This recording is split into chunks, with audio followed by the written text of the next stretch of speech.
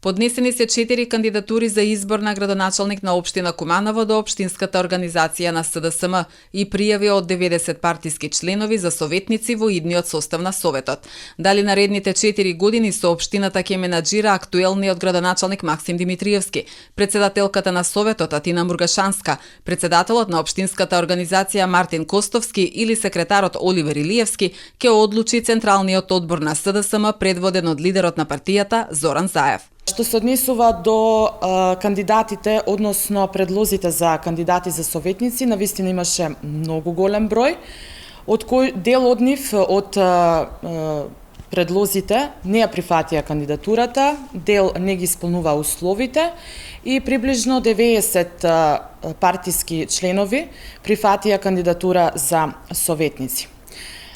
Ние како внатрепартиско раководство стоиме на ставот дека ќе бидат испратени сите предлози за градоначалници и советници во Централното партиско раководство, кое што ќе ја има последната одлука и таа ќе биде донесена до крајот на месец август.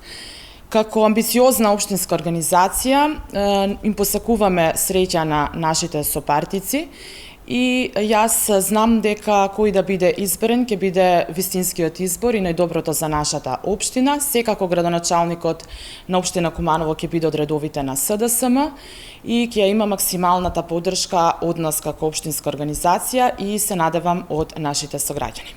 Предлозите за градоначалници за локалните избори СДСМ ќе ги презентира на крајот од август, рече Деновиве Заев, потенцирајќи дека пред време можно е да се знаат имињата само за кандидатите во општините за кои анализите се завршени. Според нашиот правилник и роковник, одлуките ги носиме на крајот на август, затоа што во првата половина од септември се доставуваат до ДИК, посочи Заев.